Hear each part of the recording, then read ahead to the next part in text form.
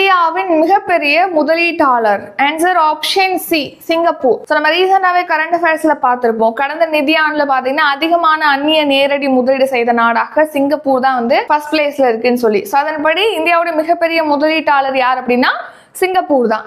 கடந்த நிதியாண்டு பாத்தீங்கன்னா சுமார் 1500 கோடி டாலருக்கு அந்நிய நேரடி முதலீடு செஞ்சிருக்கு. அதாவது அந்நிய நேரடி முதலீடுனா வெளிநாடுகள் நம்ம நாட்டுல முதலீடு செய்யறதா நம்ம அந்நிய நேரடி முதலீடு சொல்றோம். கடந்த நிதியாண்டுல பாத்தீங்கன்னா இந்தியால சிங்கப்பூர் 1500 கோடி டாலர் அந்நிய நேரடி முதலீடு செஞ்சிருக்கு.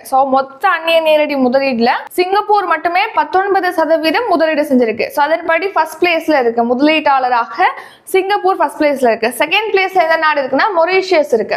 சிங்கப்பூர் கிட்டத்தட்ட 1500 கோடி டாலர் பார்த்தோம்னா 1494 கோடி டாலர் அளவுக்கு அந்நிய நேரடி முதலீடு செஞ்சு மொத்த அந்நிய நேரடி முதல்ல 19% பங்களிப்பு அளித்து ஃபர்ஸ்ட் பிளேஸ்ல மிகப்பெரிய முதலீட்டாளராக ஃபர்ஸ்ட் பிளேஸ்ல இருக்கு.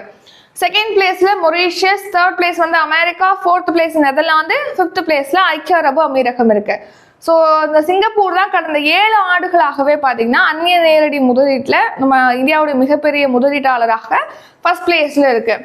கடந்த நிதியாண்டுல வெளிநாட்டு நிதி நமக்கு எவ்வளவு கிடைச்சிருக்கு, அந்நிய நேரடி முதலீடு எவ்வளவு கிடைச்சிருக்கு அப்படின்னு பார்த்தோம்னா கடந்த நிதியாண்டுல வெளிநாட்டு நிதி பாத்தீங்கன்னா 13% அதிகரிச்சு 5000 கோடி டாலராக வெளிநாட்டு நிதியானது கிடைச்சிருக்கு. அதே டைம்ல மொத்த அந்நிய நேரடி முதலீடு பாத்தீங்கன்னா கடந்த நிதியாண்டுல 14% அதிகரிச்சு 8104 கோடி டாலர் அளவுக்கு நமக்கு அந்நிய நேரடி முதலீடானது கிடைச்சிருக்கு. லாஸ்ட் 3 இயர்ஸ்ல ஒப்பிடும் போது இது அதிகபட்சம் அப்படின்னு தெரிவிச்சிருக்காங்க.